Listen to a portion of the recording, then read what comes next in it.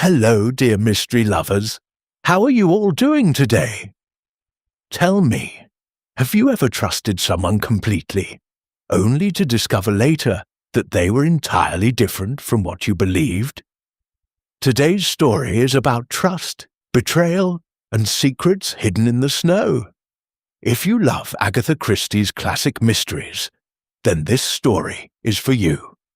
Today we're joining Miss Jane Marple on a journey to Thornfield Hall, an old, beautiful, yet dangerous mansion where secrets hide in every wall, and a woman in white stands in the snow every night, watching the house. If you enjoy mystery, suspense, and old-world charm, please subscribe to the channel and press the bell icon so you won't miss any new mysteries. So, let's begin this thrilling journey. Chapter 1. The Letter from Windermere. The December morning brought with it a peculiar stillness to St. Trebe's merry mead, the kind that settles over a village when snow threatens, but has not yet fallen. Miss Jane Marple sat in her chintz-covered armchair by the window, her knitting needles clicking in steady rhythm, as she observed the high street through lace curtains. At 72, she had learned that the most interesting events often announced themselves in the most ordinary ways. The postman's arrival was one such ordinary event. She watched young Tommy Brent dismount his bicycle and approach her gate, his breath forming small clouds in the cold air. The click of the gate latch made her set down her knitting. "Morning, Miss Marple," Tommy called cheerfully, handing her a small bundle of letters. "Bitter cold today, isn't it? They say snow's coming by evening. Indeed, Tommy. Do give my regards to your mother." As the gate clicked shut behind him, Jane shuffled through her correspondence with practiced efficiency. Bills, a catalogue from Harrods, a Christmas card from her nephew Raymond, and then a letter that made her pause. The envelope was of expensive cream-coloured paper, addressed in an elegant but trembling hand. The postmark read, Windermere, Lake District.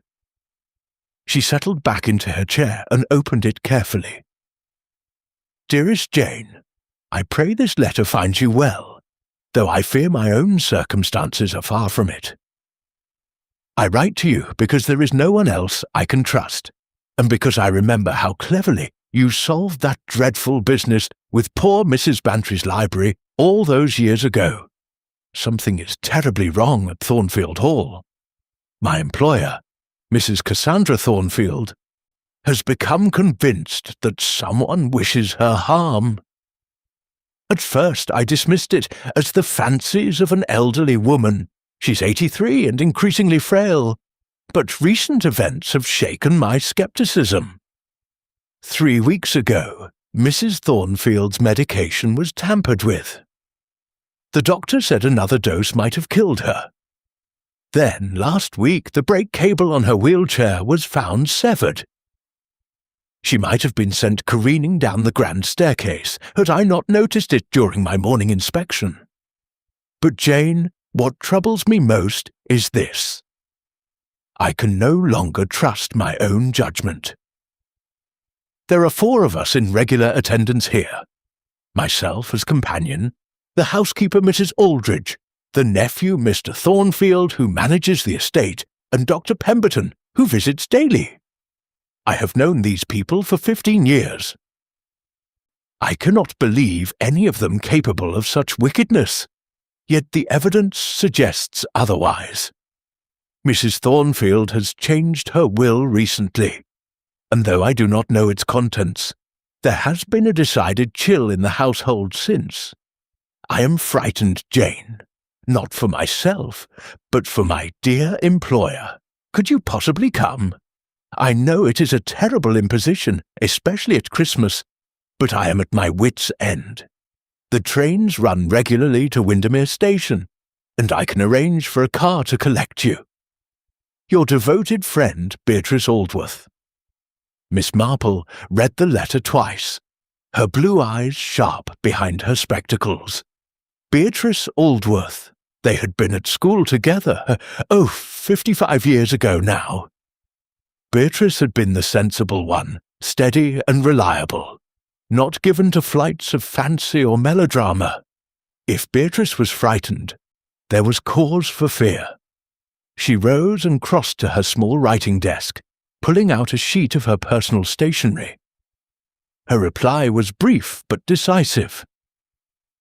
She would arrive on the Thursday train. As she sealed the envelope, she glanced out the window. The first snowflakes were beginning to fall, drifting past the street lamp like pale moths. In the gathering dusk, she could just make out the figure of Mrs. Price from the bakery hurrying home, her coat pulled tight against the cold. It reminded her of something, a fragment of memory from years ago. Someone standing in the snow, watching, waiting. She shook her head at her own fancy. Yet, as she returned to her knitting, Miss Marple found herself troubled by an inexplicable sense of foreboding. Experience had taught her that when an old friend called for help, delay could prove fatal. By morning, she would need to pack. Windermere in December would be bitterly cold, and Thornfield Hall, she suspected, would prove even colder. The needles resumed their clicking, but her mind was already far away, in the Lake District, where secrets waited in a house she had never seen. Chapter 2. Arrival at Thornfield Hall. The train journey north had taken most of the day, and by the time Miss Marple's carriage rattled through the iron gates of Thornfield Hall, twilight had descended upon the Lake District like a shroud. The snow that had begun in St. Mary Mead had followed her northward, and now lay thick upon the ground, muffling all sound save for the crunch of wheels on gravel. Miss Marple peered through the carriage window, at her first glimpse of the house.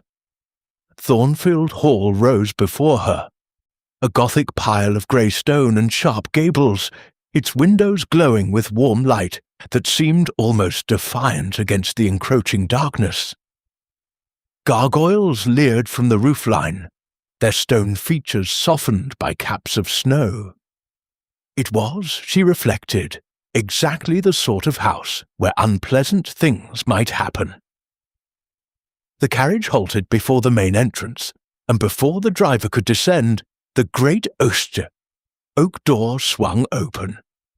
A figure emerged, silhouetted against the light, a woman in a dark dress, her hair pulled back severely from her face. "Miss Marple!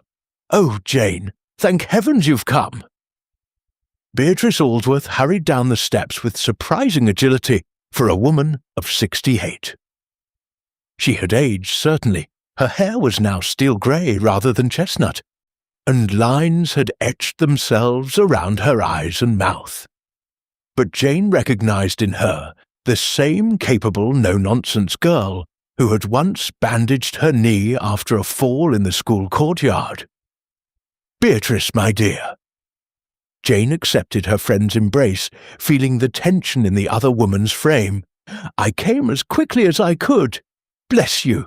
Come inside. You must be frozen through. Thomas, do bring Miss Marple's trunk." The entrance hall was magnificent in an austere, rather forbidding way. A grand staircase swept upward into darkness, its banister carved with intricate scrollwork. Portraits of stern-faced Thornfields gazed down from the walls, their eyes seeming to follow Jane as Beatrice led her toward a sitting room. "Mrs. Thornfield is resting," Beatrice explained in a low voice. "Dr. Pemberton gave her a sedative after luncheon. She's been having nightmares, poor soul. Wakes screaming that someone is in her room, though we've found no one." "And the household?" Jane inquired, settling herself by the fire that crackled in the hearth. "Your letter mentioned 4 regular attendants." Beatrice poured tea from a silver service, her hands not quite steady. "Yes, there's myself, of course. I've been Mrs. Thornfield's companion for 15 years, since shortly after her husband died. Then there's Mrs. Aldridge, no relation, though the similarity of names causes endless confusion. She's been housekeeper here for 20 years, quite devoted to the family. And the nephew? Mr. Philip Thornfield." Beatrice's expression grew guarded. "He's the son of Mrs. Thornfield's late husband's younger brother. Came to manage the estate 5 years ago when Mrs. Thornfield's arthritis made it impossible for her to continue. He's efficient, perhaps too efficient. He's already modernized the tenant farms and increased the estate's income considerably. Which makes him the natural heir, I presume. One would think so, yes." Beatrice set down her teacup with a faint clink. "But 3 months ago, Mrs. Thornfield sent for her solicitor from London. They were closeted together for 2 hours. Since then, she's kept the new will in her bedroom safe, and Philip has been," she paused, searching for the right word, "attentive, excessively so, and Dr. Pemberton. Dr. James Pemberton. He's been the family physician for a decade. A bachelor, very proper, very thorough. He visits twice daily now, sometimes more often. He seems genuinely concerned for Mrs. Thornfield's welfare." But Beatrice leaned forward, her voice dropping to barely a whisper. "Jane, I found something yesterday, in Mrs. Thornfield's medical file, which Dr. Pemberton left in the library. There was a letter from a London specialist, dated 2 months ago. Mrs. Thornfield has a weak heart. A severe shock could kill her. Does the doctor know you saw this?" "I don't believe so. I returned the file exactly as I found it." Before Miss Marple could respond, footsteps echoed in the hall. Both women fell silent as the door opened to reveal a tall, distinguished man in his early 40s, impeccably dressed in evening wear. His features were handsome in a cold, classical way. High cheekbones, dark hair silvered at the temples, eyes of an unusual pale grey. "Beatrice, I thought I heard voices." His gaze shifted to Jane, and he stepped forward with practised courtesy. "You must be Miss Marple. I'm Philip Thornfield. Welcome to our home, though I confess myself surprised that Beatrice has imported guests at such a delicate time." There was the faintest emphasis on the last 2 words, and Jane did not miss the flash of displeasure in those pale eyes. "Miss Marple is an old school friend," Beatrice said firmly. "I thought Mrs. Thornfield might enjoy the company. She's so often spoken of wishing for conversation beyond our small circle. How thoughtful." Philip's smile didn't reach his eyes. "I trust your journey was comfortable, Miss Marple. The trains can be unreliable in this weather." "Quite comfortable, thank you, Mr. Thornfield. Excellent. I'm afraid I must dine in Kendal this evening. Estate business.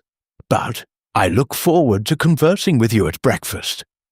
Beatrice, do remember that Dr. Pemberton is coming at 8 o'clock. He wishes to discuss Aunt Cassandra's medication regimen." With a slight bow, he withdrew, his footsteps receding down the corridor.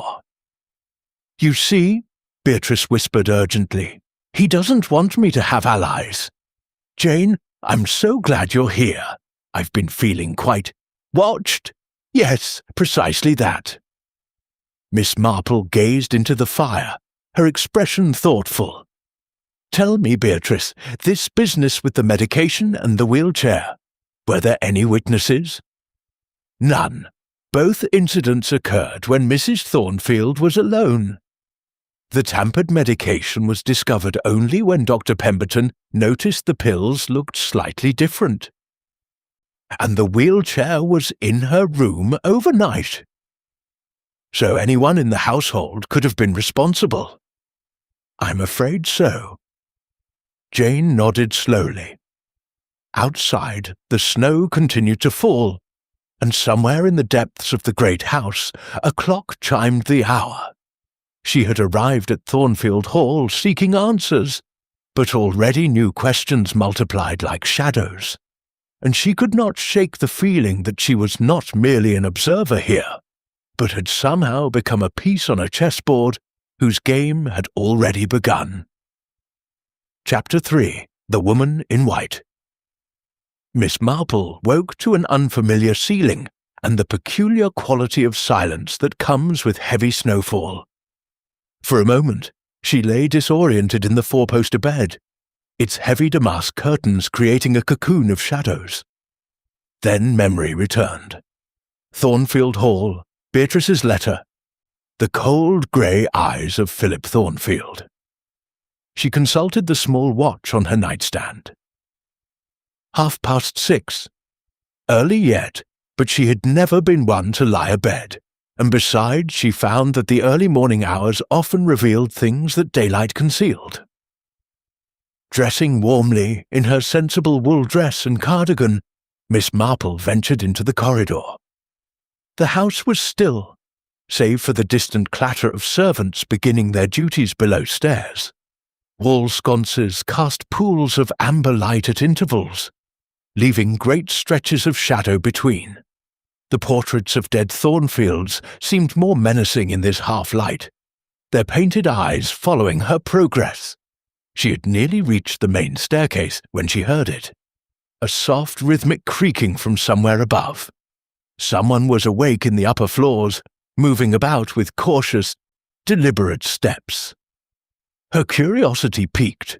Jane discovered a narrower staircase, servants' stairs, most likely, and began to climb. The creaking grew louder, accompanied now by a sound that made her pause. Weeping, soft, muffled sobs that spoke of genuine anguish. The stairs emerged onto a third-floor corridor, narrower than those below, and lined with what appeared to be former servants' quarters. A single lamp burned at the far end, and there, silhouetted against a window, stood a woman in a white nightgown. She was young, perhaps 30, with long dark hair that fell loose about her shoulders. She stood perfectly still, her face pressed against the glass, her breath fogging the cold pane. From this angle, Miss Marple could not see her features, but the rigidity of her posture suggested either terror or trance. "My dear," Jane called softly, not wishing to startle her, "are you quite well?" The woman did not turn. When she spoke, her voice was flat, distant, as though she were speaking from the bottom of a well. "She's out there, in the snow, watching the house." Miss Marple approached carefully, her footsteps muffled by the runner carpet. "Who is out there?" "The woman I trusted. She stands in the snow every night, watching, waiting." The young woman's hand rose to touch the glass. "I thought she was my friend, you see. I told her everything, all my secrets, and now she waits for me to join her." A chill ran down Jane's spine that had nothing to do with the cold. She drew closer, peering through the window into the darkness below. The grounds of Thornfield Hall stretched away, blanketed in white. Trees stood like skeletal sentinels. And there, was that a figure near the frozen fountain? Or merely a shadow, a trick of moonlight and snow? "What is your name, my dear?" For the first time, the woman turned. Her face was beautiful, but ravaged by sleeplessness, her eyes red-rimmed and haunted. "Alice? Alice Thornfield, Philip's wife," she laughed, a sound without mirth, though he'd prefer I didn't use that name any more. I'm an embarrassment, you see. The mad wife in the attic, quite like something from a novel.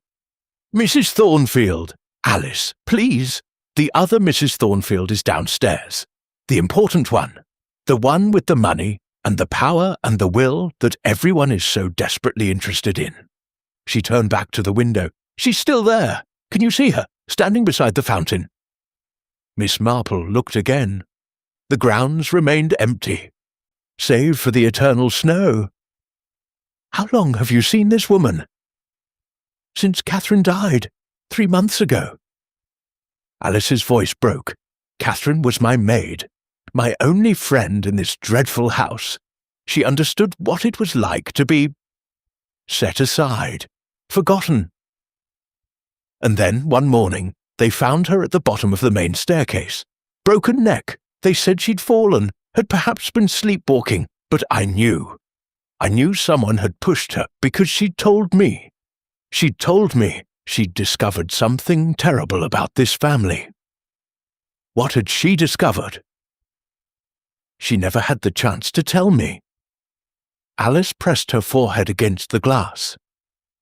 And now she stands in the snow, trying to warn me. But I can't hear her through the glass. I can never hear what she's trying to say. Footsteps sounded on the stairs behind them. Heavier, masculine. Philip Thornfield emerged from the shadows, his face a mask of controlled anger.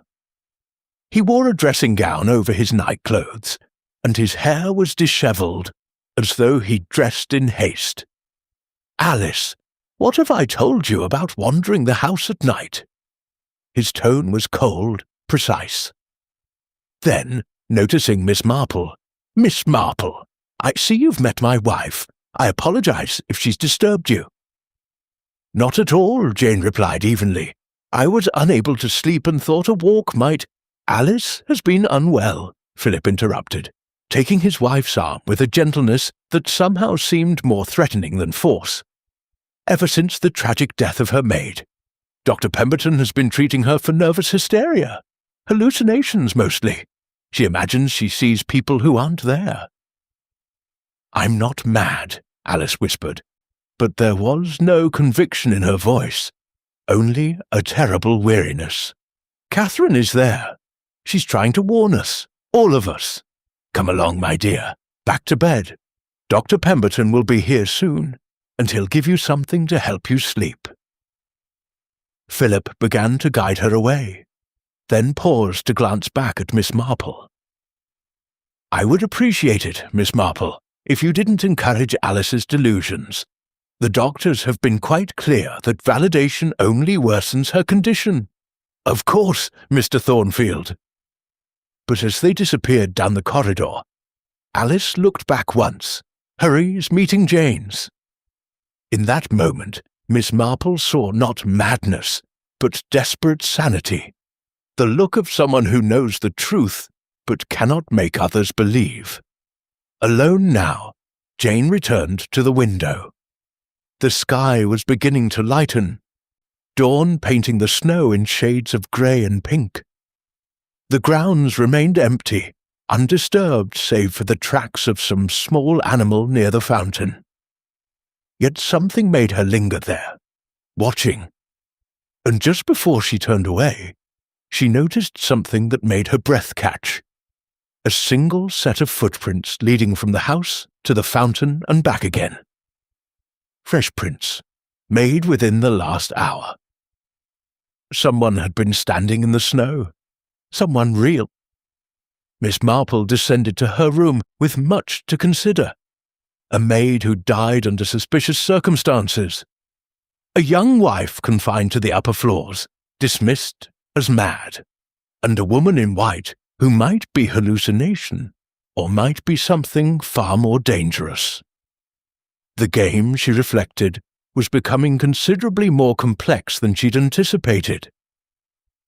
And somewhere in this house, someone was playing for the highest stakes of all. Chapter 4. Tea with Mrs. Thornfield. Breakfast at Thornfield Hall was a subdued affair. Miss Marple found herself alone in the morning room, served by a silent parlour-maid who kept her eyes downcast. Philip Thornfield had apparently left early for estate business, and Beatrice sent word that she was attending to Mrs. Thornfield's morning toilet. Jane had just finished her tea when Beatrice appeared in the doorway, her expression a mixture of relief and apprehension. Mrs. Thornfield has asked to see you, she announced. She's quite lucid this morning, and curious about our guest. I've told her you're an old friend, nothing more. I thought it best not to mention. She glanced around nervously, as though the walls themselves might be listening. Quite right, Miss Marple agreed, rising. One must be discreet. Mrs. Cassandra Thornfield's bedroom was on the first floor, a vast chamber dominated by a carved mahogany bed that might have served as a ship. Heavy velvet curtains had been drawn back to admit the pale winter sunlight, which fell across the figure propped against a mountain of pillows. Mrs. Thornfield was a tiny woman, shrunken by age, but possessed of eyes that were still sharp and penetrating. Her white hair was dressed simply but elegantly, and she wore a bed jacket of finest silk. Despite her frailty, there was an air of command about her that spoke of a lifetime of authority. "So," she said, her voice surprisingly strong, "you are Beatrice's Miss Marple. Come closer, child. My eyes are not what they were." Miss Marple approached, keenly aware of being assessed by an intelligence that age had not dimmed. "You have an honest face," Mrs. Thornfield pronounced. "I trust honest faces. There are precious few of them in this house." She gestured to a chair beside the bed. "Sit, Beatrice, fetch the tea tray, and then leave us. I wish to speak with Miss Marple privately." Beatrice hesitated. "But Mrs. Thornfield, Dr. Pemberton said—" "Dr. Pemberton is not my keeper, whatever he may think. Go, Beatrice. I promise not to excite myself unduly." When they were alone, Mrs. Thornfield's expression shifted from imperious to something more vulnerable. She reached out a gnarled hand, and Jane took it gently. "You must think me a foolish old woman," she began, "seeing threats in every shadow. Perhaps I am. But I have lived 83 years, Miss Marple, and I have learned to trust my instincts. And my instincts tell me that someone in this house wishes me dead." "What makes you believe this, Mrs. Thornfield?" The old woman's grip tightened. "A month ago, I woke in the night with the most terrible sensation, as though someone were in the room standing over me. I could feel their presence, though I could see nothing in the darkness. The next morning, I found my medicine had been tampered with. The pills looked the same, but they were not. Dr. Pemberton confirmed it. And the incident with the wheelchair." Mrs. Thornfield's face darkened. "That was no accident. The brake cable was cut cleanly. I saw it myself before Philip disposed of the evidence. He claimed he was protecting me from distress, but I'm not so easily protected." She released Jane's hand and reached beneath her pillow, producing a small key. "This is why someone wants me dead." She gestured toward an ornate writing desk in the corner. "The bottom drawer, locked. Inside you will find certain documents. My new will, yes, but also letters. Evidence of things that have happened in this house. Things that someone would prefer remained hidden."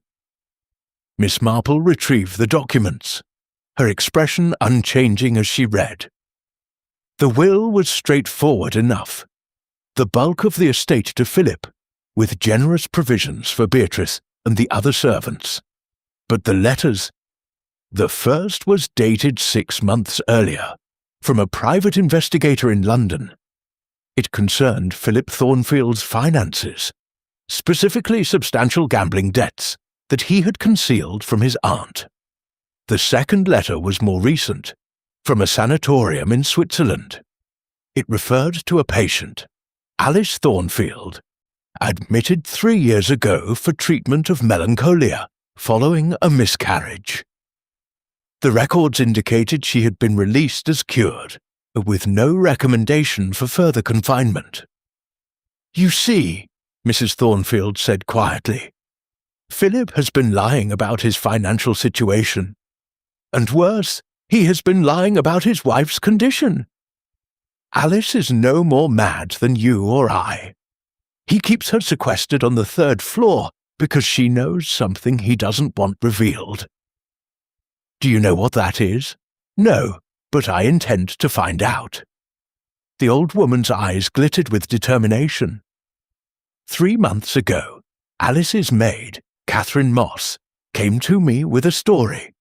She claimed she had overheard Philip and Dr. Pemberton discussing something in the library late one night, something about arrangements and necessary measures. She was frightened, Miss Marple. Genuinely frightened. I told her to gather proof before making accusations and that I would protect her. And then she died. Yes, the very next morning. They said she fell down the stairs, but Catherine was a careful girl. I do not believe it was an accident." Miss Marple returned the documents to their drawer, her mind working rapidly. "Mrs. Thornfield, why have you not gone to the police?" A bitter laugh. "With what?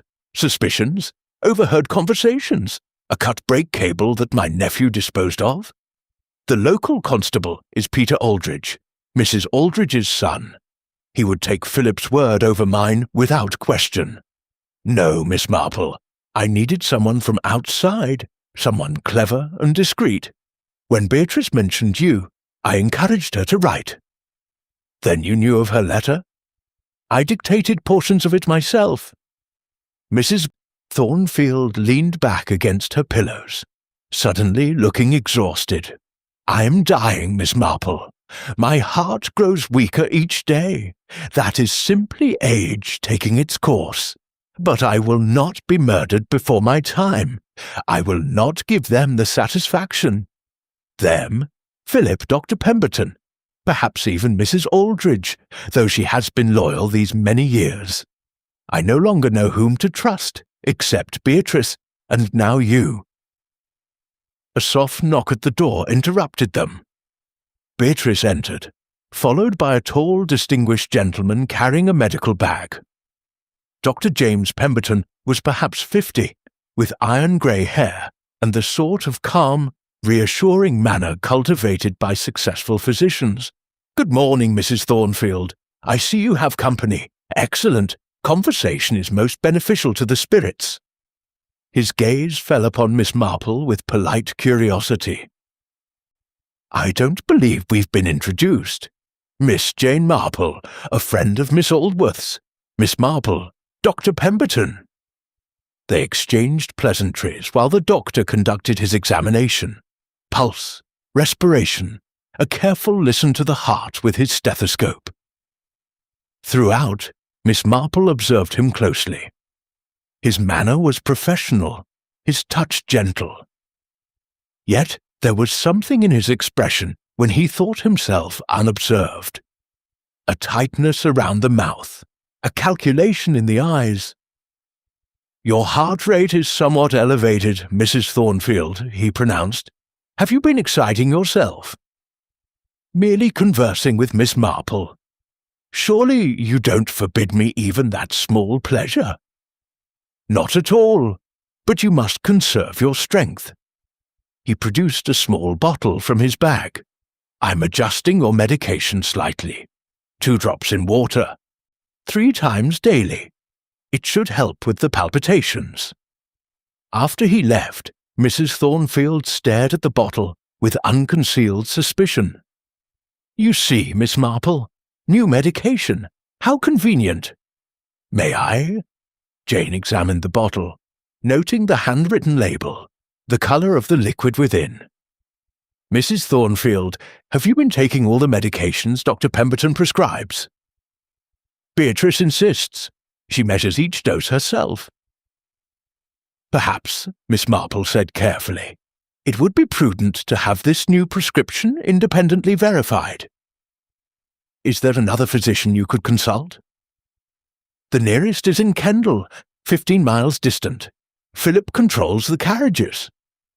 Jane nodded thoughtfully, slipping the bottle into her pocket. "Then we must be clever. Mrs. Thornfield, I should like your permission to investigate this matter more thoroughly. It will require me to ask questions, to observe, perhaps to take certain risks." You have it, whatever you need. Excellent. Now, I have one question that may seem odd, but I assure you it is relevant. Who inherits if both you and Philip were to die? Mrs. Thornfield's expression grew grim. Why, Alice Thornfield, of course. As Philip's wife, she would inherit everything. And does Philip know this? He does. It is standard legal practice. Miss Marple rose, her mind now racing with possibilities. Then we have a most interesting situation, Mrs. Thornfield, most interesting indeed. As she left the room, she glanced back to see the old woman watching her with an expression of desperate hope. Whatever evil was at work in Thornfield Hall, it had already claimed one life. Miss Marple was determined it would claim no more. Chapter 5. The Housekeeper's Secret. Miss Marple found Beatrice in the morning room, her hands trembling as she attempted to work on her embroidery. The moment she saw Jane, she set down her needlework with evident relief. "How did you find her?" Beatrice asked anxiously.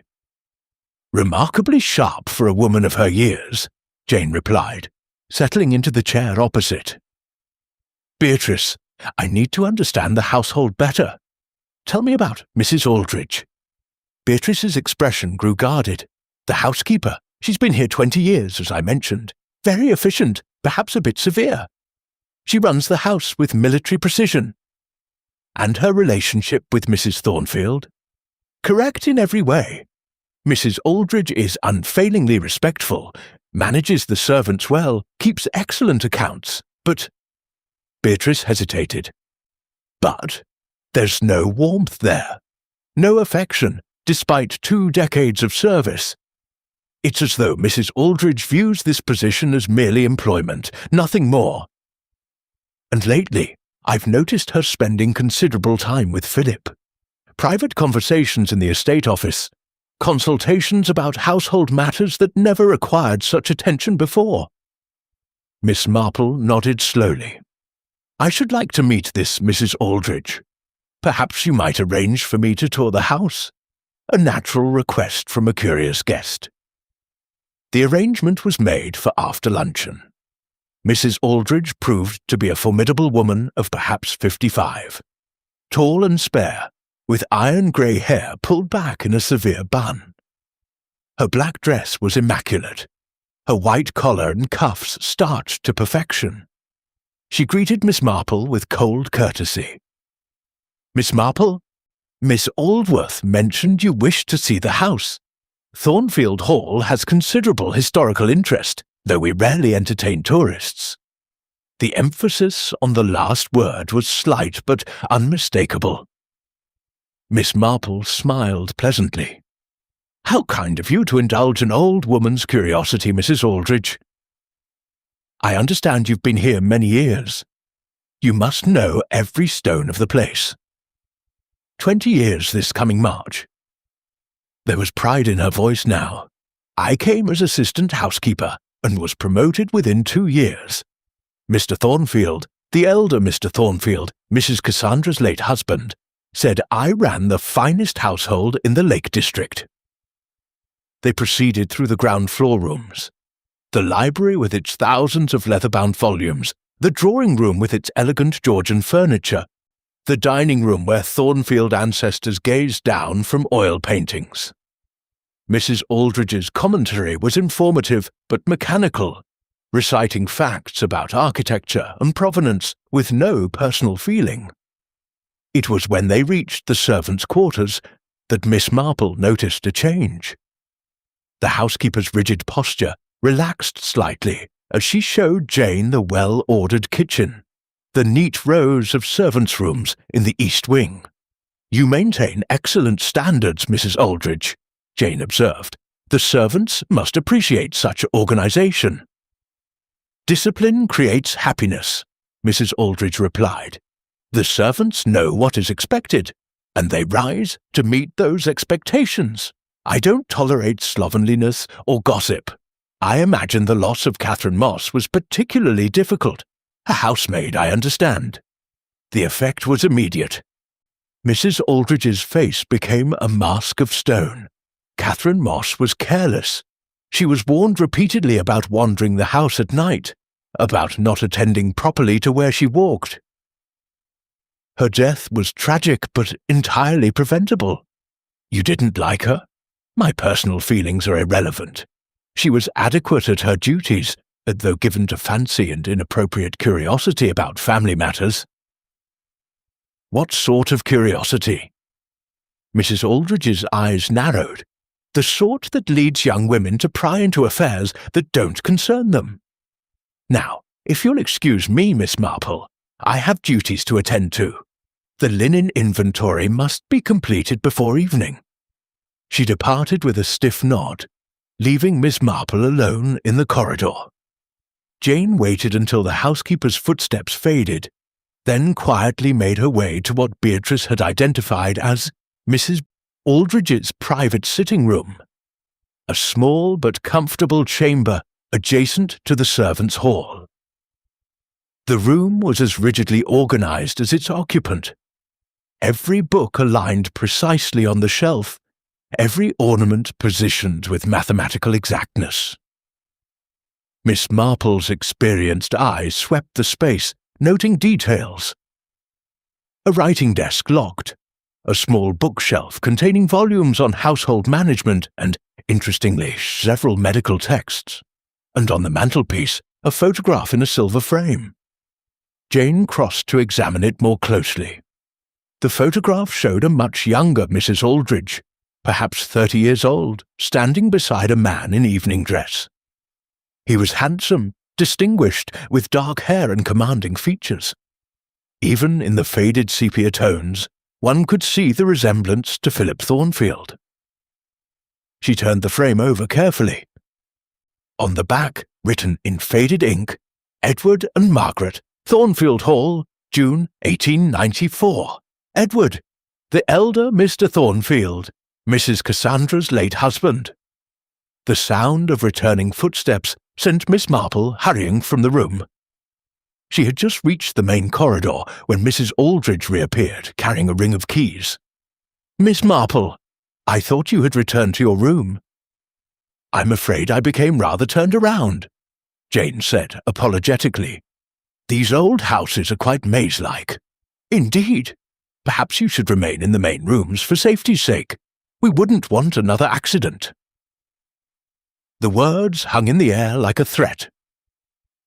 Miss Marple returned to her chamber, her mind working rapidly. Edward Thornfield and Margaret Aldridge photographed together with evident intimacy. 20 years of service that seemed motivated by something more than mere employment, and a housekeeper with medical knowledge who had unrestricted access to Mrs. Thornfield's medications. She was contemplating these matters when a soft knock came at her door. Opening it, she found a young housemaid, barely 20, with frightened eyes. "Begging your pardon, miss," the girl whispered, glancing nervously down the corridor. "I'm Sarah, miss. I was friend to Catherine Moss. I heard you asking about her, and I need to tell someone before it's too late." Miss Marple drew her quickly inside and closed the door. "Tell me, Sarah, what do you know?" The girl's hands twisted in her apron. "The night before Catherine died, she come to my room, miss. She was that scared, shaking like a leaf. She said she'd found something terrible in Mr. Philip's study. Documents, miss. Legal papers about Mrs. Alice." "What sort of papers?" "Commitment papers, miss. To put Mrs. Alice in an asylum. All drawn up legal and proper, waiting only for Dr. Pemberton's signature. Catherine said there was letters too, between Mr. Philip and the doctor, planning how to have Mrs. Alice declared incompetent." "Did Catherine take these documents?" "No, miss. She said she didn't dare. But she told Mrs. Thornfield about them, the very evening before she died. And that night," Sarah's voice broke, "that night I heard voices in the upper corridor. Raised voices, Catherine's voice, and a man's. I was too frightened to look, miss. And in the morning, they found her at the bottom of the stairs. Did you tell anyone this? I tried, miss. I went to Mrs. Aldridge, thinking she'd help. But she said I was imagining things, that grief was making me fanciful. She said if I spread such tales, I'd be dismissed without a character reference. Tears rolled down Sarah's cheeks. I need this position, miss. I've a widowed mother and 3 sisters depending on my wages. But Catherine was my friend, and she didn't fall down those stairs. She was pushed. Did you see who was in the corridor that night? No, miss. But I recognized the voice, the man's voice. It was Mr. Philip. Miss Marple took the girl's hand gently. Sarah, you've been very brave to tell me this. Now I need you to be braver still. Say nothing to anyone about this conversation. Go about your duties as normal. Can you do that? Yes, miss. But please, find out what happened to Catherine. She deserves that much. After Sarah left, Miss Marple sat by her window, watching snow begin to fall once more over the darkening grounds. The pieces were beginning to form a pattern, though the picture was not yet complete. Philip Thornfield, drowning in gambling debts, plotting to have his wife committed so he could inherit unencumbered. Dr. Pemberton, complicit in the scheme. Mrs. Aldridge, bound to the family by old loyalty or old love, and willing to do whatever necessary to protect them. And Catherine Moss, who had discovered the conspiracy and paid with her life. But where did Mrs. Thornfield's near murders fit? If Philip needed his aunt to die to inherit, why the clumsy attempts that had failed? Unless someone else wanted Mrs. Thornfield dead. Someone with different motives entirely.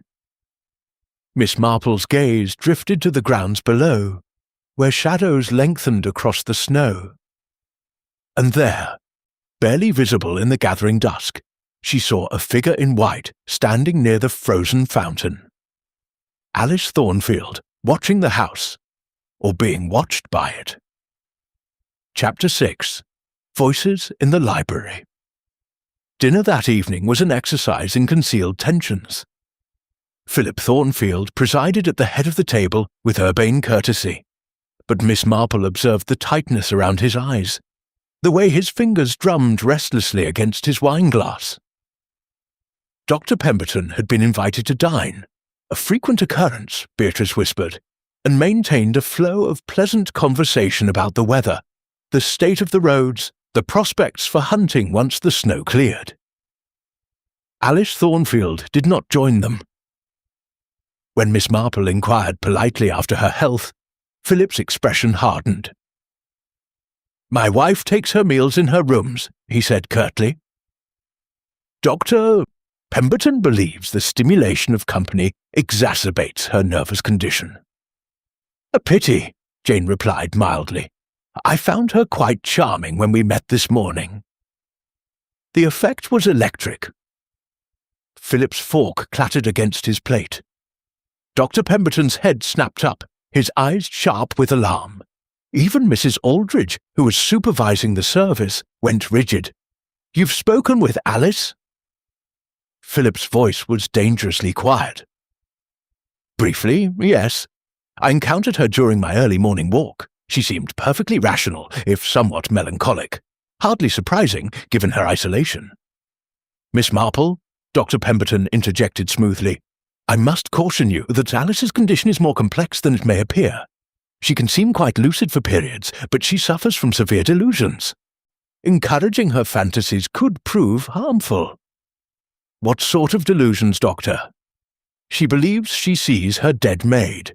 Claims the girl appears to her, trying to communicate warnings." Pemberton shook his head sadly. A classic manifestation of guilt and grief, transformed into hallucination. Most unfortunate. Guilt? Miss Marple's tone was innocent, curious. Why should Mrs. Alice feel guilty? A heavy silence fell. Philip and the doctor exchanged a glance weighted with meaning. Alice and Catherine Moss were inappropriately close, Philip said finally. My wife, in her fragile state, became overly dependent on the girl's companionship. When Catherine died, Alice blamed herself for not preventing it somehow. The guilt has manifested in these visions. I see, Jane murmured, though she did not see at all, or rather, she saw a great deal more than Philip intended. How very sad! The remainder of dinner passed with strained civility. When the ladies withdrew, leaving Philip and Dr. Pemberton to their port, Beatrice seized Jane's arm urgently. You shouldn't have mentioned Alice, she hissed. Philip is furious. I saw it in his face. Good, Miss Marple replied calmly. Angry men make mistakes. Now, I require access to the library after the household retires. Can you arrange it? The library, whatever for? To conduct an experiment in practical investigation, my dear. At midnight, Miss Marple descended the main staircase with careful stealth. Beatrice had provided her with a candle, but Jane had also brought her small electric torch, a modern convenience she had learned to appreciate. The house was silent save for the customary creaks and sighs of old timber settling, the whisper of wind against windows. The library door opened noiselessly. Beatrice had oiled the hinges earlier, bless her, and Jane slipped inside. The room stretched away into darkness, shelves upon shelves of books creating narrow canyons of shadow. She made her way to Philip Thornfield's desk, positioned in an alcove near the far window. The desk was locked, but Miss Marple had not lived 72 years without learning a thing or two. A hairpin, applied with patient skill, defeated the mechanism within minutes. The drawer slid open to reveal neat stacks of correspondence, account ledgers, and, there, a folder marked private. Jane spread the contents across the desk, reading rapidly by torchlight. Bills from London gaming clubs, mounting in amounts that made her eyebrows rise. Letters from creditors, increasingly threatening in tone. A telegram dated 3 weeks earlier. Final demand. Payment required by month's end or legal action will proceed. Beneath these, she found the documents Sarah had mentioned. Commitment papers for Alice Thornfield, drawn up by a London firm of solicitors. The language was coldly legal, declaring Alice mentally incompetent by reason of hallucinations, melancholia, and danger to herself. Dr. Pemberton's signature would make them valid. But there was something else. A letter in handwriting Jane didn't recognize, addressed to Philip. My dear boy, your situation grows desperate. The creditors will not wait indefinitely, and you cannot inherit while your aunt lives. We discussed this matter previously. The medication I've prepared will hasten the inevitable without arousing suspicion. Her heart is weak enough that a sudden failure will surprise no one. Once she's gone, the estate is yours, and Alice can be dealt with properly. Destroy this letter once read. J.P., Miss Marple's hands trembled slightly as she photographed the letter with the small camera she'd brought. Another modern convenience. J.P. James Pemberton.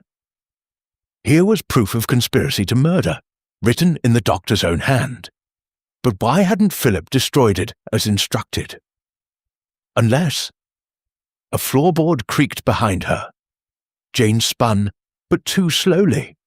Strong hands seized her shoulders, and Philip Thornfield's face loomed from the darkness, contorted with rage. Snooping, Miss Marple! How very predictable! Beatrice's old-school friend, indeed. I suspected from the moment you arrived that you were here to interfere. Mr. Thornfield, I suggest you release me. Violence against elderly ladies reflects poorly on a gentleman. His laugh was bitter. A gentleman? My dear Miss Marple, gentlemen have the luxury of scruples. I have debts that will see me in prison if not satisfied. I have an inheritance that is rightfully mine, held hostage by a vindictive old woman who changed her will out of spite, and I have a meddling busybody who has just discovered rather too much for her own good. So you admit you plan to murder your aunt? I admit nothing. That letter is insurance, to ensure Dr. Pemberton's cooperation, but I've harmed no one. Catherine Moss might disagree, were she able. His grip tightened painfully. Catherine was an accident. She stumbled in the darkness. Nothing more. After you confronted her about what she'd overheard, after she threatened to expose your plans. Prove it. His voice was cold now, deadly. Prove any of it, Miss Marple. It's your word against mine, and who will believe an elderly spinster over the master of Thornfield Hall? Perhaps, a new voice said from the doorway, they will believe me. Philip released Jane abruptly as Alice Thornfield stepped into the library, a candle held high in one hand. She was dressed in her white nightgown, her dark hair loose, looking every inch the Gothic heroine. But her eyes were clear, focused, entirely sane. I heard voices, Alice said quietly. I've taken to walking the house at night, you see, listening, learning. You'd be surprised what one discovers when everyone believes you're mad. She turned to Miss Marple. Are you injured? No, my dear, just startled. Philip, Alice continued, her voice hardening. I know what you've done. I know about the gambling debts, the plot to have me committed, the arrangement with Dr. Pemberton. And I know about Catherine. You know nothing, Philip snarled. But there was fear in his eyes now. I know she came to my room that night, after speaking with Mrs. Thornfield. She told me everything she'd discovered. She was going to help me, Philip. Help me escape from this prison you've created, and you killed her for it. She fell. You pushed her. Alice's voice cracked with grief and fury. I heard you arguing with her in the upper corridor. I heard her scream. And when I ran to the stairs, I saw you standing at the top, looking down at her broken body. Then why didn't you tell anyone? Philip demanded. Because who would believe me? The mad wife, prone to delusions. Dr. Pemberton would simply declare it another hallucination, wouldn't he? You'd made certain of that, feeding me those medications that clouded my mind, keeping me isolated and confused. Her eyes glittered with tears, but I've been pretending to take them for weeks now. My mind has cleared, and I remember everything. The sound of footsteps echoed from the hallway, multiple sets approaching rapidly. The library door burst open to reveal Beatrice, breathless and frightened, followed by two figures that made Philip Thornfield go pale. The first was Mrs. Cassandra Thornfield herself, supported by her cane, her face set with grim determination. The second was a stocky man in a constable's uniform, his expression stern. Constable Aldridge, Philip said weakly.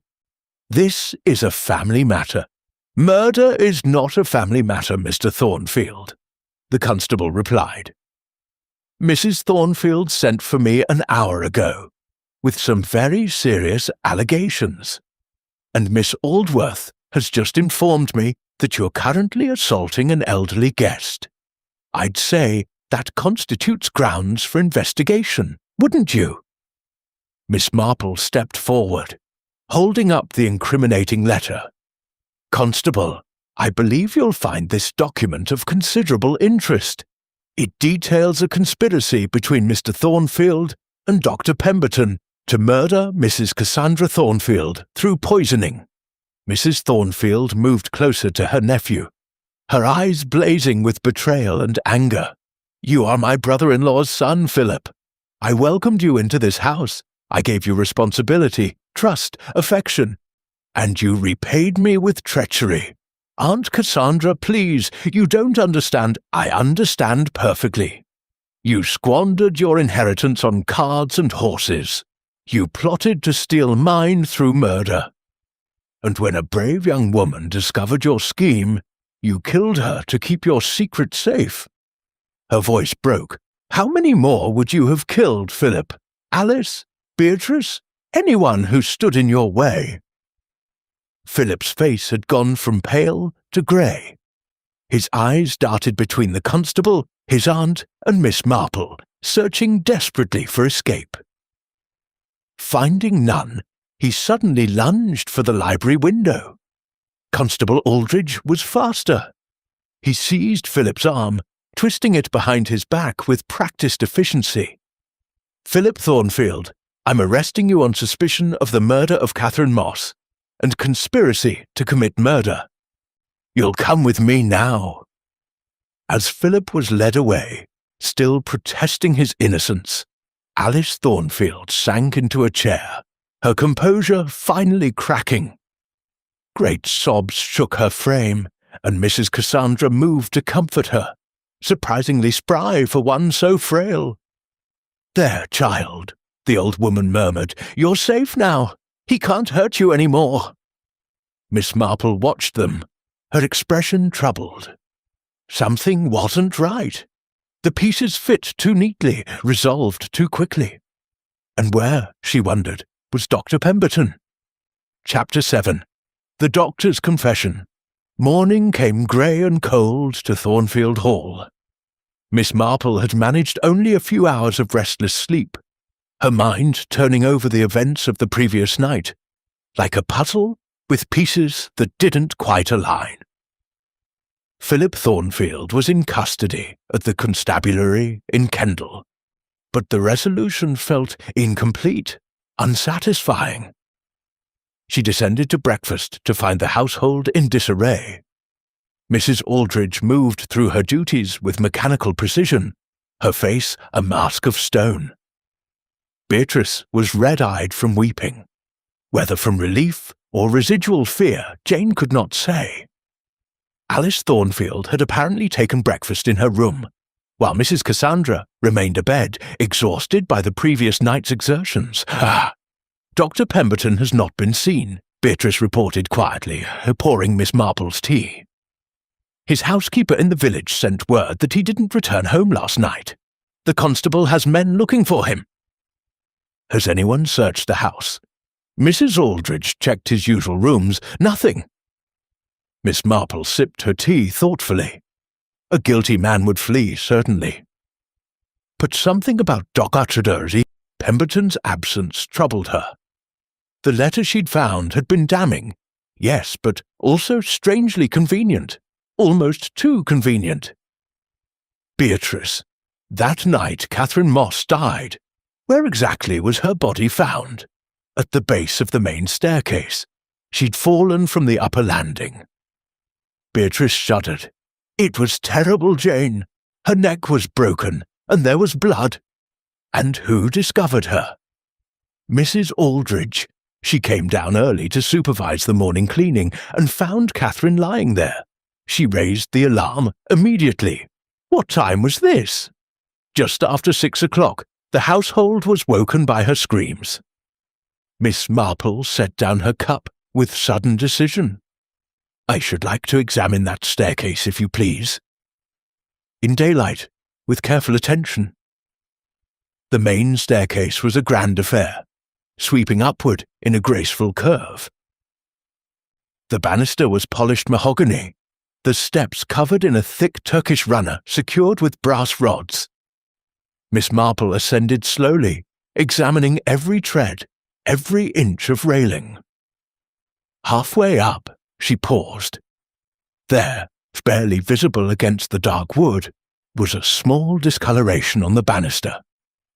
She touched it gently, then sniffed her fingers. Oil, machine oil, unless she was mistaken. Beatrice, when was this banister last polished? The day after Catherine's death. Mrs. Aldridge insisted on it. She said it wouldn't do to leave it as it was, with Catherine's. Beatrice couldn't finish. But if the banister had been thoroughly cleaned, how had this trace of oil remained? Unless it had been applied afterward. Miss Marple continued to the upper landing and stood where Catherine must have stood that fatal night.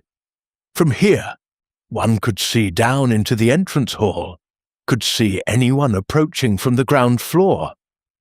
But one's back would be to the corridor leading to the family bedrooms. "Who sleeps on this floor, Beatrice?" "Mrs. Thornfield has the master suite there." She pointed to a door at the far end. "Philip and Alice have adjoining rooms just beyond. My room is there, and Mrs. Aldridge's is at the other end near the servants' stairs." "And Dr. Pemberton, when he stays overnight?" "The blue bedroom, just there." Beatrice indicated a door near the main landing. "But he rarely stays. He has his own house in the village." Miss Marple tried the door. It opened onto a pleasant room with blue wallpaper and ivory curtains clearly kept ready for guests. Nothing seemed disturbed. She was about to leave when her eye caught something. A medical bag, half hidden beneath the bed. "Is this Dr. Pemberton's?" Beatrice peered at it. "Yes, that's his spare bag. He keeps it here for emergencies. But Jane, what are you thinking?" Miss Marple didn't answer. She was examining the bag's contents. Stethoscope, various medications in labelled bottles, bandages, surgical instruments, all perfectly ordinary. But at the bottom, wrapped in a handkerchief, was something that made her breath catch. A small vial of clear liquid, unlabelled. At that moment, a commotion erupted downstairs. Voices raised in alarm, the sound of rapid footsteps. Beatrice rushed to the landing, crying out in shock. Miss Marple followed more slowly, steeling herself for what she might find. In the entrance hall, a small crowd had gathered. Constable Aldridge stood with two of his men, and between them, supported because he could barely stand, was Dr. James Pemberton. His clothes were dishevelled, his face haggard, and his eyes held the hollow look of a man who had stared into an abyss. "We found him in the old chapel on the grounds," the constable was saying, "near frozen through. Been there all night, by the looks of him." "Bring him to the library," Mrs. Thornfield's voice rang out. The old woman had emerged from her room, wrapped in shawls, leaning heavily on Alice's arm. "I would hear what he has to say." They assembled in the library like players in some grim theatrical. Mrs. Thornfield enthroned in a high-backed chair, Alice standing protectively beside her, Beatrice hovering near the door, Mrs. Aldridge rigid and pale in the corner. Miss Marple positioned herself where she could observe everyone. Dr. Pemberton was given brandy and a blanket. When he finally spoke, his voice was hoarse, broken. "I am a murderer," he said simply, "not of deed but of silence. I have been a coward, and my cowardice has allowed evil to flourish." "Dr. Pemberton," the constable began, "you should know that anything you say—" I know." The doctor waved him to silence. "I welcome punishment. Perhaps it will bring some peace." He raised his eyes to Mrs. Thornfield. "Madam, I have betrayed your trust in the most fundamental way. I allowed myself to be corrupted by fear and old loyalty." "Explain yourself, sir."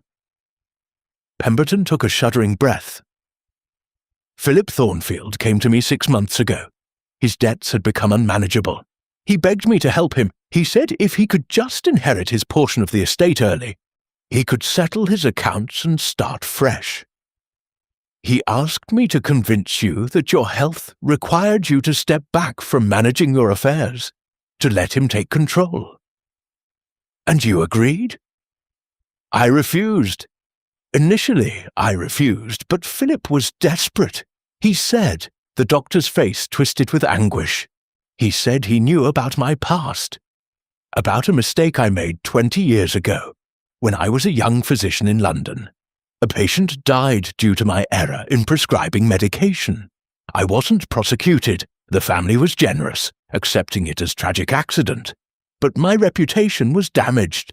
That's why I came here, to this remote practice, to escape my shame. Philip threatened to expose you, Miss Marple said quietly. Yes. He said he would ruin what little standing I had left unless I cooperated. So I began writing letters to him, suggesting ways he might expedite his inheritance. I thought they were mere hypotheticals, morbid speculation. I never dreamed he would actually. Pemberton broke off, his face in his hands. The letter Miss Marple found last night, Mrs. Thornfield said icily, about hastening my death through medication. You wrote that? Yes, God forgive me, but I never prepared such medication. I swear it on everything I hold sacred. I wrote those terrible words to satisfy Philip's demands, to keep him from destroying me, but I never acted on them. When your pills were tampered with, I was as shocked as anyone. Then who did tamper with them? Constable Aldridge demanded. I don't know. That's the terrible truth. I don't know. I began to suspect that Philip was acting on his own, finding ways to harm you without my help. When the wheelchair brake was cut, I knew I had to act. That's why He paused, struggling. That's why I confronted Philip 3 nights ago. I told him I would go to the authorities, that I could no longer be party to his schemes no matter the cost to myself. And what did he say? He laughed at me, said it was too late, that we were both implicated now. He said if I spoke out, he would claim I had been the mastermind, that he was merely following my medical advice. It would be my word against his, and who would believe a doctor with a history of fatal mistakes? Alice Thornfield had been listening with increasing agitation. Now she stepped forward, her voice sharp. What about Catherine? Did you know Philip killed her? Pemberton's face crumpled. I suspected. Dear God, I suspected, but I couldn't prove it. Catherine had come to me 2 days before her death, asking strange questions about medications, about how one might simulate symptoms of mental illness. She said someone she knew was being drugged deliberately. I realized she meant you, Mrs. Alice, but before I could investigate further, she was dead. And you said nothing. Alice's voice rose. You let everyone believe she'd simply fallen, when you knew, I am a coward. Tears streamed down Pemberton's face. I told myself I had no proof. That suspicion wasn't evidence, but the truth is I was afraid. Afraid of Philip, afraid of losing everything I'd worked to rebuild. And so I remained silent, and that silence makes me complicit in her murder. Mrs. Aldridge had been standing motionless throughout this confession, but now she swayed slightly. Beatrice moved to support her.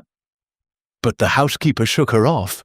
This is intolerable, Mrs. Aldridge said, her voice shaking. Dr. Pemberton, you have condemned yourself with your own words. Constable, I trust you will arrest him immediately.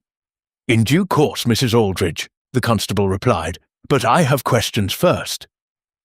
Miss Marple had been studying the housekeeper with increasing interest.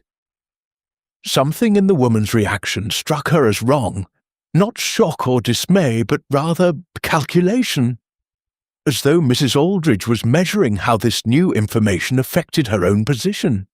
Mrs. Aldridge, Jane said suddenly, you discovered Catherine's body. Tell me, was there anything unusual about the scene, anything that struck you as odd? The housekeeper's eyes flickered to her. Unusual? A young woman was dead, Miss Marple. Everything was unusual. But specifically, her position, the state of the staircase, any details? I don't recall. It was traumatic. I raised the alarm immediately. And yet you remember to arrange for the banister to be polished the very next day. Remarkably composed, for someone so traumatized. The house must be maintained, regardless of personal feelings. Indeed. Tell me, Mrs. Aldridge, where were you that night, before you discovered the body? The housekeeper drew herself up stiffly. I was in my room, as I am every night I rise early to begin my duties. And you heard nothing? No sounds of struggle, no scream? I am a sound sleeper. How convenient, Miss Marple murmured. She turned to Constable Aldridge. Constable, I believe it would be prudent to search Mrs. Aldridge's rooms, specifically for traces of machine oil. The effect was immediate and dramatic. Mrs. Aldridge's face went white, then red. How dare you? I have served this family faithfully for 20 years. That is precisely what troubles me, Jane replied. 20 years is a long time to serve, Mrs. Aldridge. Long enough to develop certain attachments. Long enough, perhaps, to believe that one's loyalty should be rewarded more substantially than with mere wages. In the terrible silence that followed, everyone's eyes turned to the housekeeper. And in that moment, Miss Marple saw the truth written plainly on Margaret Aldridge's face. Guilt, fury, and the desperate fear of exposure. The net was tightening, but around whom? Chapter 8. The Housekeeper's Betrayal. Mrs. Aldridge stood frozen, her composure cracking like ice under spring sun. For a long moment, no one moved. Then, with a visible effort, she drew herself upright, her face hardening into a mask of disdain. This is preposterous. I will not stand here and be accused by a meddling stranger who knows nothing of this household or its history. Then let us discuss history, Miss Marple said gently, but with steel beneath the softness. You came to Thornfield Hall 20 years ago as a young woman of 35. You were hired by Edward Thornfield, Mrs. Cassandra's late husband. Within 2 years, you were promoted to housekeeper, an unusually rapid advancement. I was competent. Mr. Thornfield recognized quality. He recognized something, certainly. I found a photograph in your sitting room, Mrs. Aldridge. You and Edward Thornfield, taken in June 1894. The intimacy of the pose suggested more than an employer-servant relationship. Mrs. Thornfield had been listening with growing alarm. Now she spoke, her voice trembling. Margaret, is this true? Were you and my husband? The housekeeper's face twisted with emotion. Grief, rage, bitter vindication all at once. Yes, I loved Edward Thornfield, and he loved me. We would have married had he been free. But he was bound to you, trapped in a loveless marriage to a woman who cared more for propriety than passion. How dare you? Mrs. Thornfield gasped. But Alice had moved protectively in front of her, and Beatrice was gripping her hand. I dare because it's the truth, Mrs. Aldridge continued, her voice rising. Edward was miserable with you. You were cold, distant, more concerned with managing the estate than being a wife. I gave him warmth, companionship, understanding. In those last 5 years of his life, I made him happy. And when he died, Miss Marple interjected quietly, you stayed. Why, Mrs. Aldridge? If you loved him so deeply, why remain in the house of the woman you despised? For a moment, the housekeeper faltered. I had nowhere else to go. Edward had made provisions for me in his will, a small bequest, but it wasn't enough to live independently with any comfort. And I thought... Her voice dropped. I thought perhaps Mrs. Thornfield might die, and Philip would inherit. Philip, who reminded me so much of Edward. I thought I might guide him, help him as I had helped his uncle. But Mrs. Thornfield proved remarkably resilient, Jane observed. Years passed, and she showed no signs of dying. Meanwhile, Philip's debts mounted. You saw your opportunity slipping away. No, I had nothing to do with Philip's schemes. Perhaps not initially. But you knew about them, didn't you? You've been in this house for 20 years, Mrs. Aldridge. You hear everything, see everything. The servants confide in you. Catherine Moss confided in you. At the mention of the dead girl's name, something flickered in the housekeeper's eyes. Miss Marple pressed forward. Catherine came to you after she discovered Philip's plot. She trusted you, as the senior servant, to help her. But instead of protecting her, you betrayed her. That's not. You told Philip what Catherine knew. And when he confronted her that night, you helped him. No, I never. Philip killed her. He pushed her down the stairs. The words hung in the air like a confession. Constable Aldridge stepped forward, his notebook out. Mrs. Aldridge, are you saying you witnessed Philip Thornfield push Catherine Moss? The housekeeper realized her error too late. Her mouth opened and closed silently. You claim to be asleep in your room, Miss Marple continued relentlessly. Yet now you assert knowledge of how Catherine died. Which is it, Mrs. Aldridge? Were you asleep, or were you there? Dr. Pemberton had been watching this exchange with dawning horror. Now he spoke, his voice hoarse. Margaret, what have you done? Nothing. I did nothing. The oil on the banister, Jane said softly. I found traces of it this morning. Machine oil, applied to make the railing slippery, but it was applied after Catherine's death, wasn't it? To support the narrative of an accident. A careless girl, hurrying in the dark, her hand slipping on a freshly polished surface. Beatrice gasped. But that means you knew she was going to fall. You prepared for it. More than that, Miss Marple said. I believe Mrs. Aldridge insured it.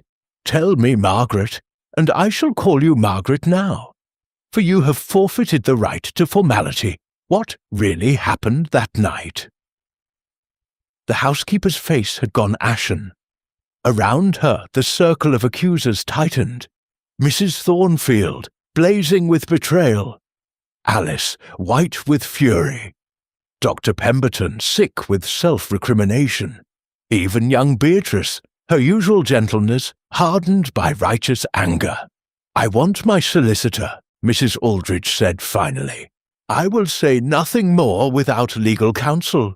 That is your right, Constable Aldridge said grimly. But I am placing you under arrest on suspicion of complicity in the murder of Catherine Moss.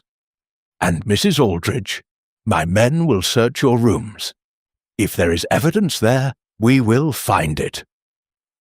As two constables moved to take her arms, Mrs. Aldridge's composure finally shattered completely. You don't understand, none of you understand. I gave 20 years of my life to this house, to this family.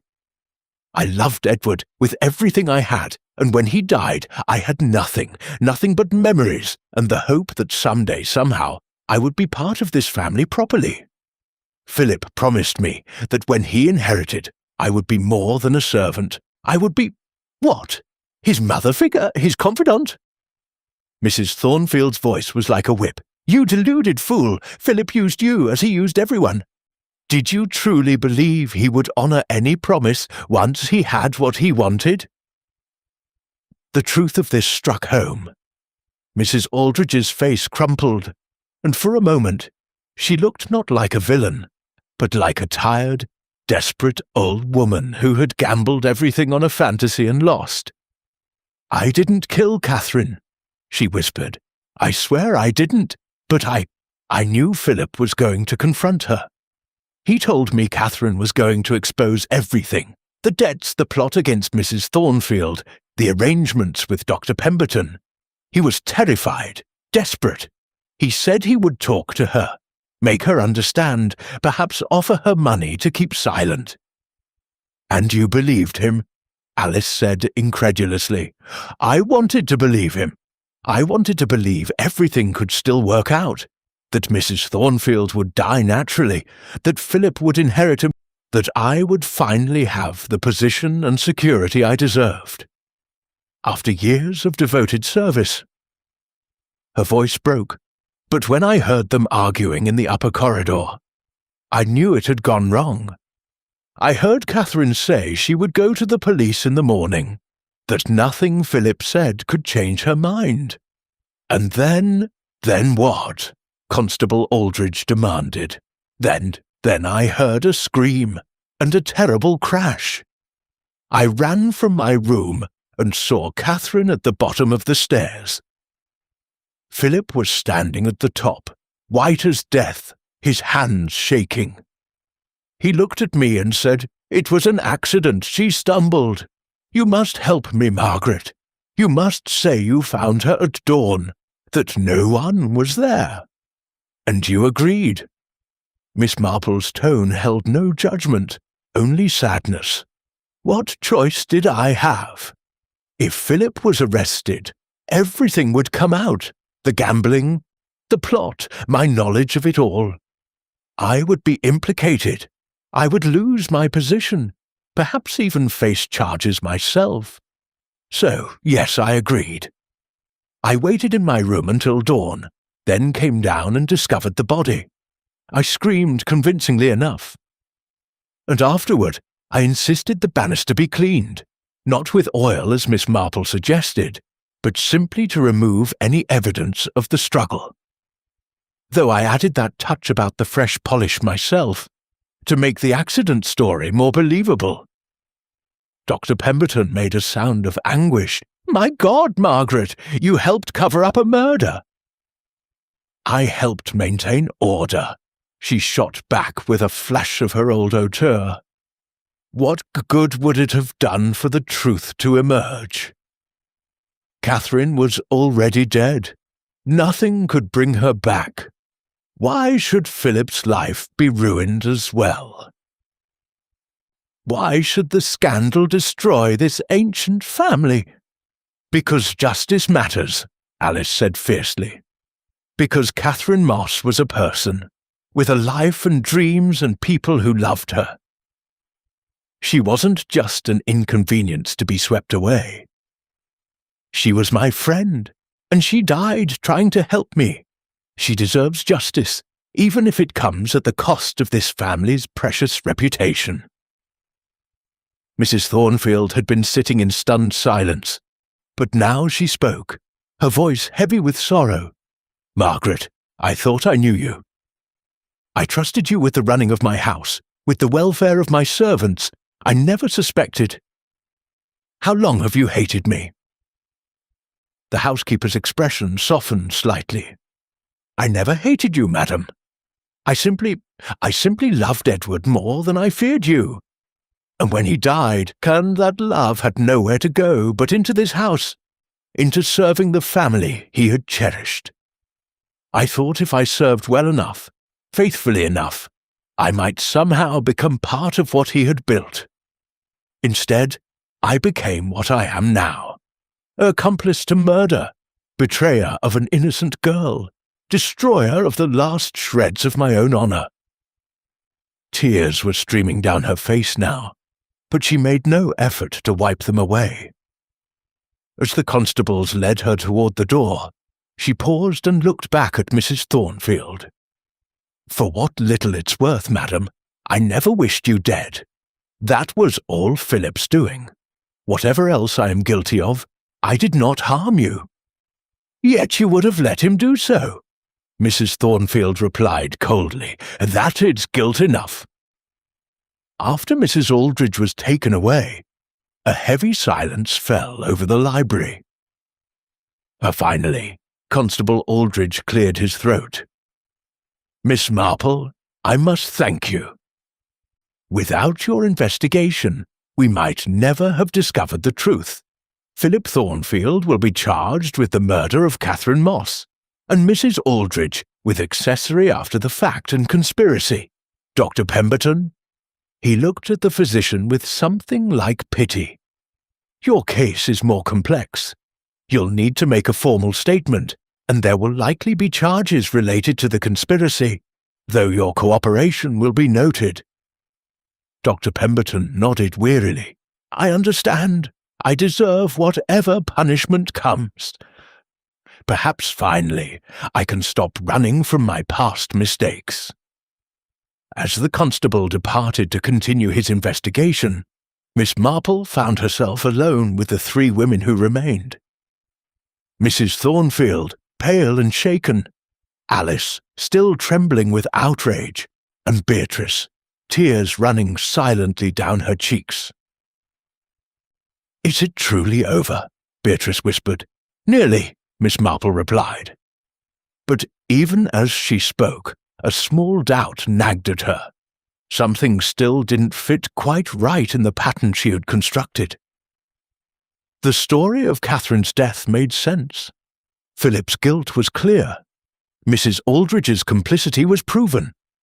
But the attempts on Mrs. Thornfield's life, the tampered medication, the cut brake cable, those remained unexplained. Philip had denied involvement, and Mrs. Aldridge claimed ignorance. If neither of them had tried to kill Mrs. Thornfield, then who had? And more troubling still, who stood to gain most from the old woman's death, now that Philip was arrested and his inheritance forfeit? Miss Marple looked at Alice Thornfield, standing protectively beside her husband's aunt, and felt a chill that had nothing to do with the winter cold outside. The game, it seemed, was not yet finished. Chapter 9. The woman in the snow night fell early over Thornfield Hall. As it always did in the depths of December, Miss Marple stood at her bedroom window, watching the snow begin to fall once more, each flake drifting past the lamplight like a pale ghost. The house felt different now, hollowed out, as though the removal of Philip Thornfield and Mrs. Aldridge had exposed rot beneath elegant surfaces. She had spent the afternoon in contemplation, reviewing every conversation, every observation, every seemingly insignificant detail. The pattern was there, if only she could see it clearly. Someone had attempted to murder Mrs. Thornfield not once, but twice. Someone who remained in this house, unsuspected and dangerous. A soft knock at her door interrupted her thoughts. "Miss Marple, it's Alice. May I speak with you?" Jane opened the door to find Alice Thornfield, looking remarkably composed for a woman whose husband had just been arrested for murder. She had changed from her white nightgown into a proper dark dress, and her hair was neatly arranged. Only the pallor of her face and a certain brightness in her eyes betrayed the strain she was under. "Of course, my dear. Please come in." Alice settled into the chair by the fire, her hands folded precisely in her lap. "I wanted to thank you, Miss Marple. If you hadn't come, if you hadn't uncovered the truth, I might have spent the rest of my life imprisoned in this house, labelled as mad, while Philip continued his schemes unchallenged. I'm glad I could help, though I confess there are still aspects of this case that trouble me." "Oh?" Alice's tone was carefully neutral. "I thought everything was resolved. Philip killed Catherine and plotted to murder Aunt Cassandra. Mrs. Aldridge helped cover it up. What remains unclear?" "The attempts on Mrs. Thornfield's life," Jane said quietly, watching Alice's face. "The tampered medication, the severed brake cable. Philip denied involvement in those incidents, and Mrs. Aldridge claimed ignorance. Yet someone tried to kill your husband's aunt, someone who had both access and motive." Alice's expression didn't change. Perhaps Philip lied. Murderers often do. Perhaps. But I found his denial rather convincing. He was caught, exposed, with no reason to maintain that particular deception. Miss Marple paused. "Tell me, Alice, what happens to the estate now that Philip will be convicted of murder? I suppose I inherit. As his wife, I would be next in line, unless Aunt Cassandra changes her will again." Alice met Jane's gaze steadily. "I hadn't really thought about it. I've been too focused on simply surviving each day." "Of course. How thoughtless of me." Jane returned to the window, looking out at the snow. "You mentioned seeing Catherine's ghost, a woman in white, standing in the snow each night. Have you seen her since Philip's arrest?" There was a brief hesitation. "No, not since last night. Perhaps she's at peace now. Perhaps," Miss Marple turned back to face her. "Or perhaps she was never there at all." The silence stretched between them like a wire drawn tight. Alice's hands, Jane noticed, had clenched into fists in her lap. "What are you suggesting, Miss Marple?" "I'm suggesting that your story of seeing Catherine's ghost served a very useful purpose. It made everyone, including me, believe you were mentally fragile, perhaps even delusional. It supported Philip's narrative that you needed to be kept confined, but it also did something else. It kept you watching the grounds, observing the house, noting everyone's movements. The mad wife at the window seeing things that weren't there. Except you were seeing things that were very much there, weren't you?" Alice rose abruptly, moving to the fireplace. The flames cast dancing shadows across her face. "You're wrong about me. Am I? Let me tell you a story, Alice. A story about a woman trapped in a marriage to a man who wanted her declared insane so he could steal her inheritance.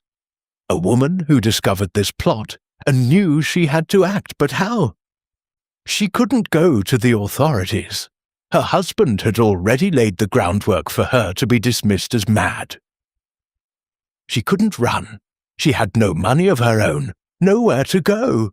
So she did something very clever. She became the thing everyone expected her to be. This is absurd. She pretended to be mad," Miss Marple continued, her voice gentle but inexorable. "She wandered the halls at night in her white nightgown, speaking of ghosts and visions. She made herself appear so fragile, so helpless, that no one would ever suspect her of being capable of violence. And all the while, she watched. She listened. She planned." Alice's back was to Jane now, her shoulders rigid. "Even if any of this were true, what does it matter? Philip is guilty. He killed Catherine. That, at least, is undeniable. Yes, Philip killed Catherine. Of that I have no doubt. But the attempts on Mrs. Thornfield's life, those were yours, weren't they, Alice?" The words fell into the room like stones into still water. For a long moment, Alice didn't move. Then, very slowly, she turned to face Miss Marple. Her expression had changed entirely, the vulnerable fragility replaced by something harder, sharper, infinitely more dangerous. "Prove it," she said softly. "The medication was tampered with shortly after you had been in Mrs. Thornfield's room, bringing her embroidery as a gift. You had access.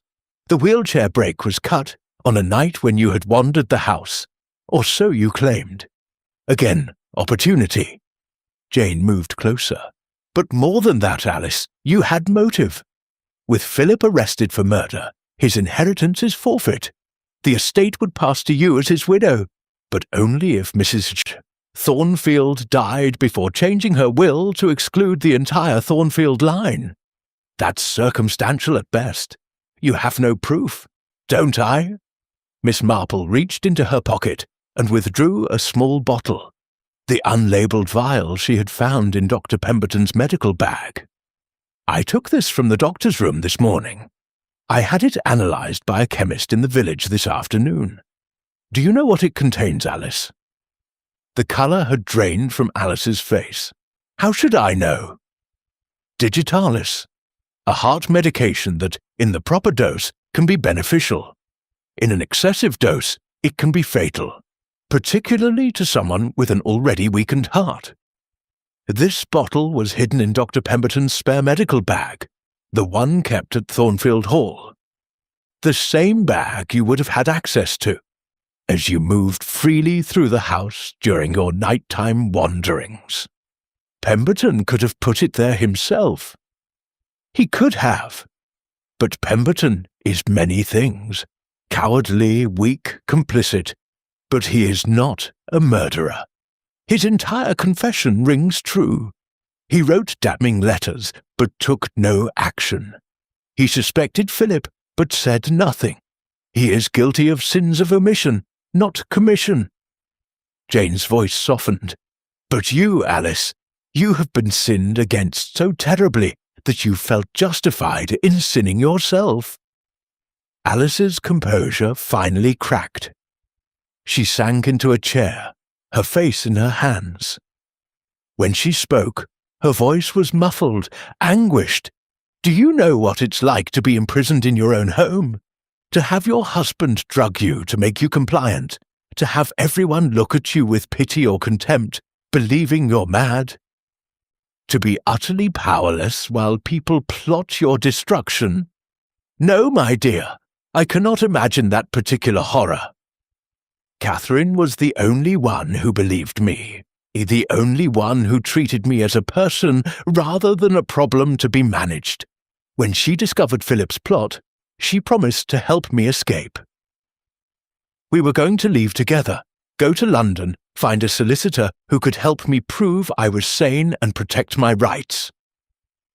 Alice's voice broke, and then Philip killed her.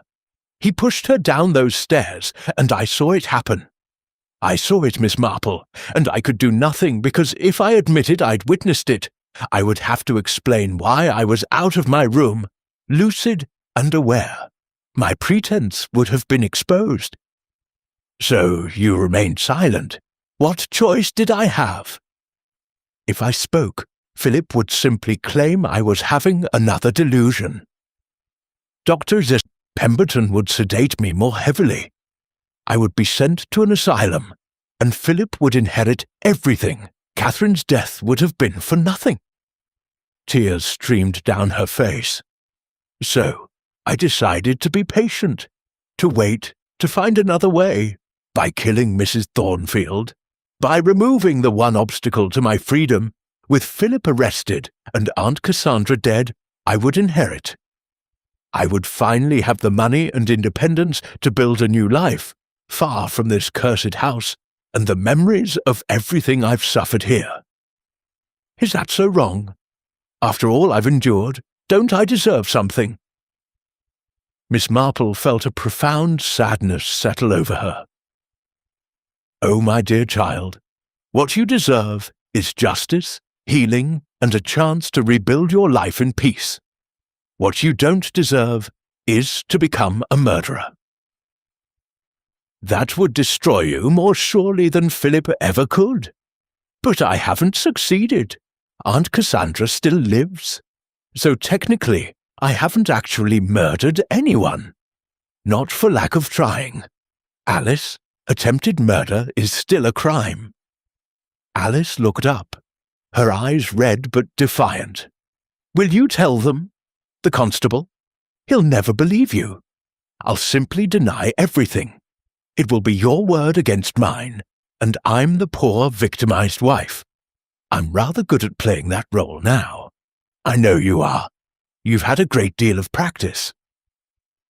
Jane moved to sit beside her. But Alice, consider this. If you continue down this path, if you succeed in killing Mrs. Thornfield, what then? Do you truly believe you can build a happy life on such a foundation? That you can enjoy your freedom knowing it was purchased with an innocent woman's death? She's not so innocent. She knew what Philip was, but she welcomed him into this house anyway. She gave him power over me. She was deceived, as you were deceived. She's a victim as well, perhaps not to the same degree, but a victim nonetheless. And more than that, Alice, she is old and dying. Her heart grows weaker each day. Nature will take her soon enough. Why stain your soul with her blood? Alice was silent for a long time, staring into the fire.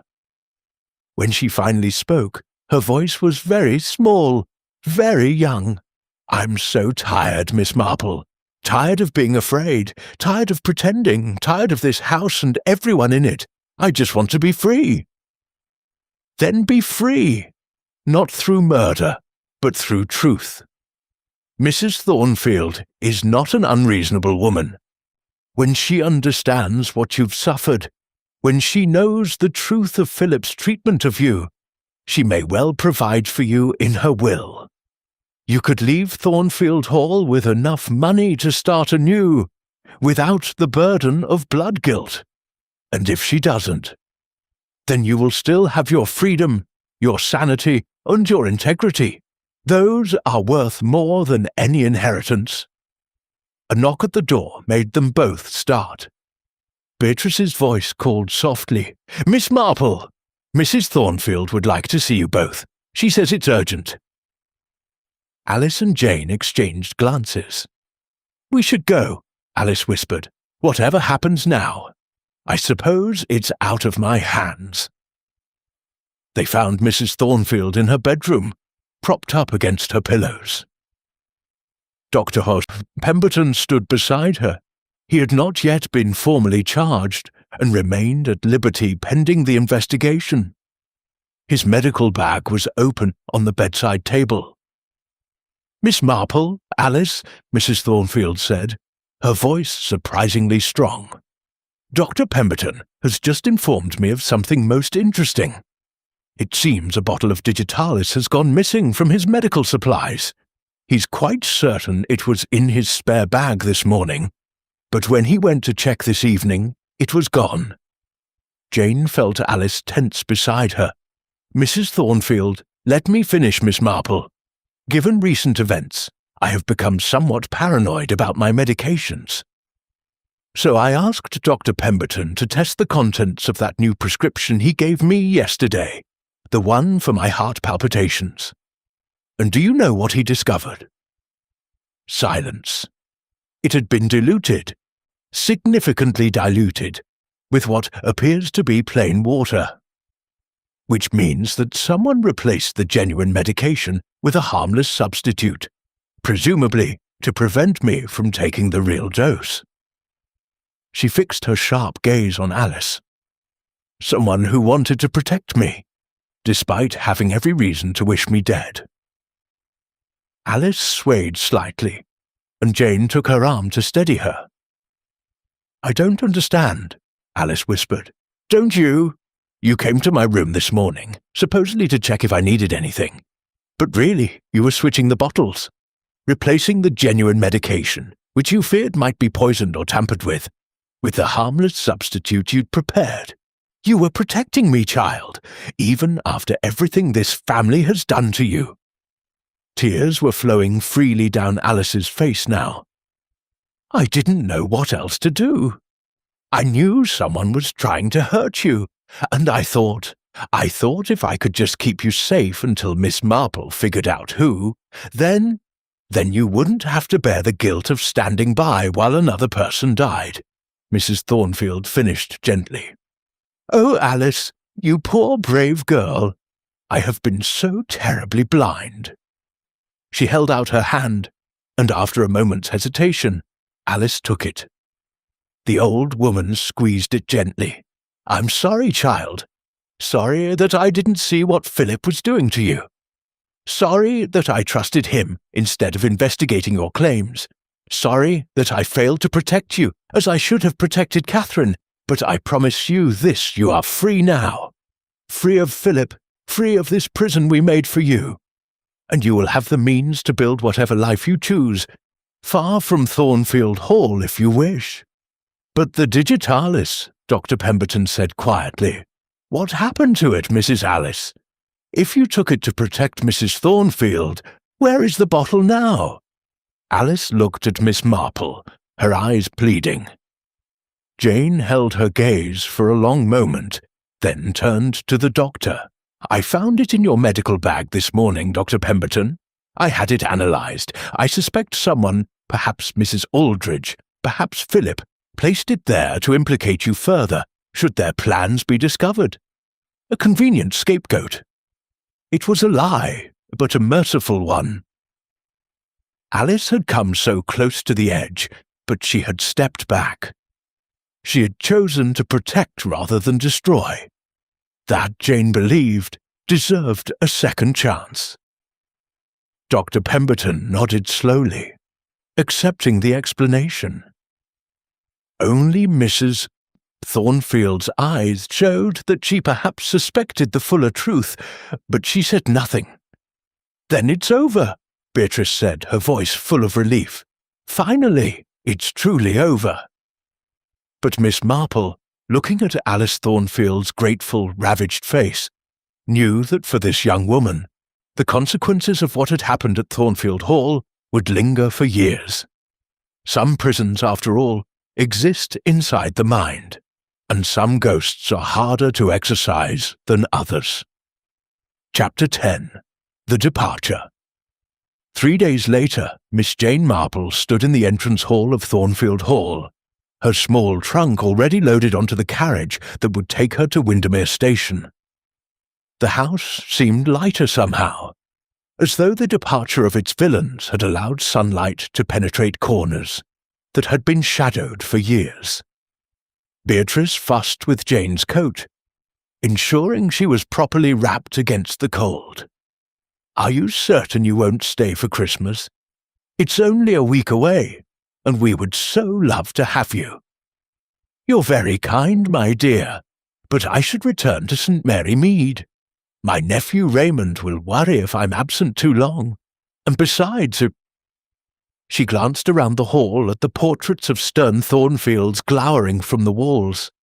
"I think this household needs time to heal without the reminder of all that has transpired." Mrs. Cassandra Thornfield had insisted on rising from her bed to bid Jane farewell. She sat now in a wheeled chair, a new one with brakes that had been thoroughly inspected, wrapped in shawls, but with more colour in her cheeks than Jane had seen since her arrival. "Miss Marple, I owe you a debt I can never repay.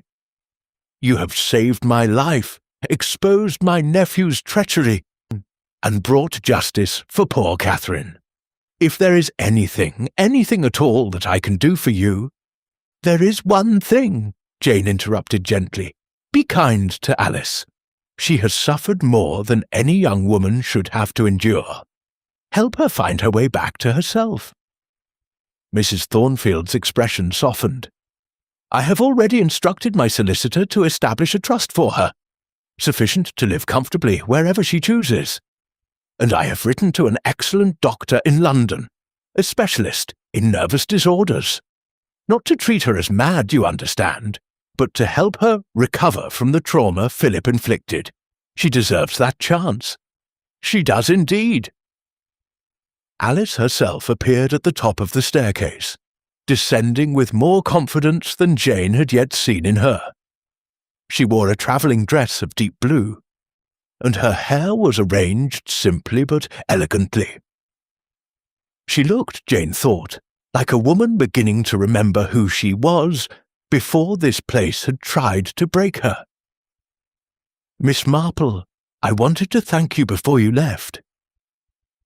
Alice took Jane's hands in hers, squeezing gently. "You saw me, truly saw me, when everyone else looked through me or past me. You understood that I wasn't mad, just desperate. And you gave me mercy when I didn't deserve it. My dear child, we all deserve mercy. It's one of the few things that separates us from the darkness." Jane paused, choosing her words carefully. "What will you do now?" "I'm leaving Thornfield Hall.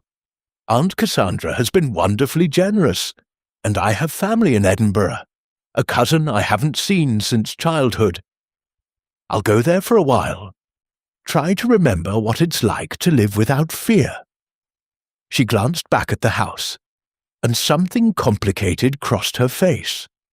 "I thought I would feel only relief to leave this place, but it's strange. I feel sad too, for what might have been if Philip had been a different man, if we'd had a real marriage instead of a nightmare. That's quite natural. We mourn not just what was, but what could have been." Jane squeezed her hands. "But Alice, promise me something. Promise me you'll let go of the bitterness. Don't let what happened here poison the rest of your life." "I'll try. Though I confess, I still dream of Catherine sometimes. She stands in the snow, just as I told you, but now she's smiling, as though she approves of what's happened. Does that sound mad?" "Not at all. It sounds like healing." Jane released her hands and stepped back. "Now, I must go, or I shall miss my train." Dr. Pemberton had been standing quietly near the door, and now he stepped forward.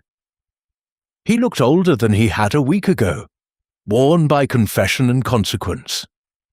The authorities had decided not to prosecute him for his role in the conspiracy.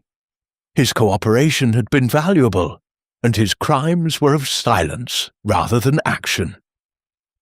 But he would carry the weight of his choices for the rest of his life. "Miss Marple, I wonder if I might have a word before you go." They stepped aside, and the doctor spoke in a low voice. "I wanted you to know I'm leaving Windermere. I've accepted a position at a charitable hospital in Manchester. It's a humble role, working with the poor, but I think it's time I tried to atone for my failures by actually helping people, rather than merely taking their money and telling them comfortable lies." "That sounds like wisdom, Dr. Pemberton. I wanted to ask about the digitalis, the bottle that disappeared from my bag." His eyes searched her face.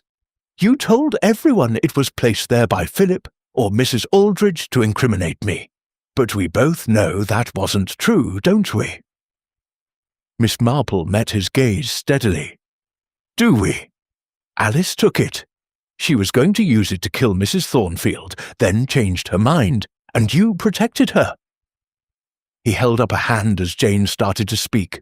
"Don't worry, I have no intention of exposing her. God knows that girl has suffered enough, and she ultimately chose not to go through with murder. But I wondered why. Why protect her when you'd worked so hard to expose everyone else's crimes?" Jane was silent for a moment, looking past him to where Alice stood talking with Beatrice, a faint smile on her face.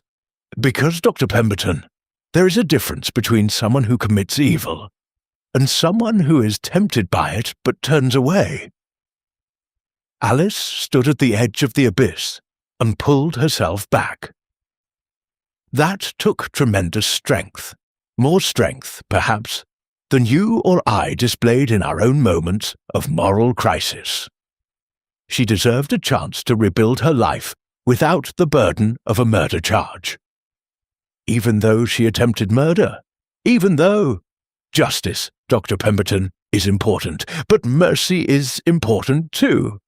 The trick is knowing when to apply which." She smiled slightly. "Besides, Alice's real punishment will be living with the knowledge of what she almost did. That guilt will haunt her far more effectively than any prison sentence." Pemberton nodded slowly. "You're a remarkable woman, Miss Marple. I'm simply an old lady who has lived long enough to understand that people are complicated, and morality is rarely as clear-cut as we'd like it to be." A commotion at the door announced the arrival of Constable Aldridge, stamping snow from his boots. He carried a folder of papers and looked grimly satisfied. "Mrs. Thornfield, I wanted to inform you that Philip Thornfield has been formally charged with the murder of Catherine Moss. Mrs. Aldridge has been charged as an accessory after the fact. The trial will likely take place in the spring, but the prosecutor is confident of conviction. Justice will be served." "Thank you, Constable. And what of the attempts on my life?" The constable looked uncomfortable. "That matter remains somewhat unclear. Philip denies involvement, and without solid evidence, we cannot pursue those charges. I'm inclined to think he was lying, but—" He shrugged. "In any case, with him in custody, you're certainly safe now." Miss Marple caught Alice's eye across the room. The younger woman's face was pale but composed. Only Jane saw the tremor in her hands, quickly hidden in the folds of her skirt. "Well," Mrs. Thornfield said briskly, "I suppose that will have to suffice. Miss Marple, your carriage is waiting. We mustn't delay you any longer." The farewells were warm but brief. Beatrice embraced her with tears in her eyes, promising to write every week. Mrs. Thornfield squeezed her hand with surprising strength. Alice simply looked at her with eyes full of gratitude and understanding. As the carriage rolled through the gates of Thornfield Hall, Miss Marple looked back at the great house, dark against the winter sky. Snow was beginning to fall again, softening its harsh Gothic lines, making it look almost romantic in the fading afternoon light. She thought about the people she was leaving behind. Beatrice, who had shown such courage in reaching out for help. Mrs. Thornfield, who had faced betrayal with dignity. Alice, who had pulled herself back from the brink of becoming what her tormentors had tried to make her. And she thought about those who were gone. Catherine Moss, whose bravery had cost her life. Philip Thornfield, whose greed had destroyed him. Mrs. Aldridge, whose misplaced love had turned her into an accomplice to murder. It had been a complicated case, full of moral ambiguities and difficult choices. Jane had bent the truth to protect Alice, had chosen mercy over strict justice. Was that the right decision? She didn't know. Perhaps she would never know. But as the carriage rounded a bend and Thornfield Hall disappeared from view, she found herself thinking of something her dear friend, the vicar's wife, had once said. "We're all of us broken in some way, Jane. The question is whether we let that brokenness destroy us or make us compassionate." Alice Thornfield was broken, certainly. But she had chosen compassion, chosen to protect rather than destroy, even when destruction would have been understandable. That choice, Jane believed, was worth protecting. The train journey south was uneventful. Miss Marple dozed most of the way, lulled by the rhythmic clacking of wheels on rails. She dreamed of snow falling on empty grounds, of a woman in white who smiled and faded into dawn, of secrets laid to rest and lives beginning anew. When she arrived at St. Mary Mead Station, it was fully dark. Young Tommy Brent was there with his bicycle, having volunteered to carry her trunk. As they walked through the familiar streets, past the church, past the bakery, past the row of cottages where neighbours lived their quiet, ordinary lives, Jane felt a profound sense of gratitude for this peaceful village, where the worst crime was usually nothing more serious than gossip, or the occasional pilfered jam from someone's pantry. Her cottage was cold but welcoming. She lit the fire, put the kettle on, and settled into her favourite chair with her knitting. Tomorrow she would call on the vicar's wife and catch up on all the village news. She would resume her quiet life of observation and routine. But tonight, she allowed herself to think once more about Thornfield Hall and the complicated woman she had left there. Alice would go to Edinburgh, would begin the slow process of healing. Perhaps in time she would find happiness. Perhaps she would marry again, or perhaps she would remain independent, building a life of her own choosing. Either way, she would carry the memory of what she had almost done, and the knowledge that she had chosen not to do it. That burden would be heavy, but it would also be a gift, a constant reminder of her own capacity for both darkness and light, and the importance of choosing light even when darkness seemed easier. Miss Marple's needles clicked in the firelight. Outside, snow began to fall on St. Mary Mead, just as it was falling on the Lake District, on Thornfield Hall, on all the places where people struggled with their demons and their choices.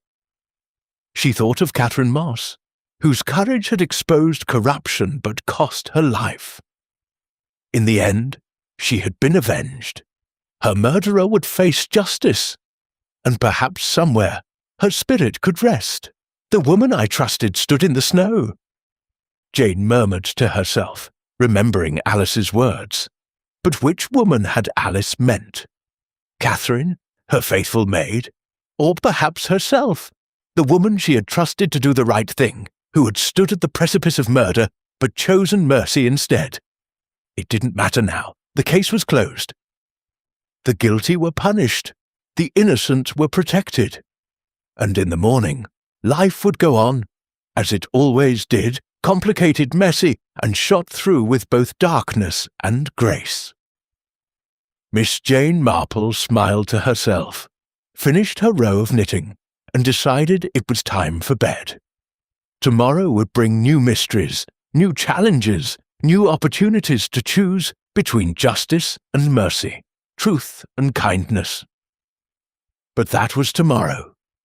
Tonight, she was simply an old lady by her fire, grateful for home, grateful for peace, and grateful for the wisdom that comes from understanding that the most complicated mysteries of all are the ones that live in the human heart.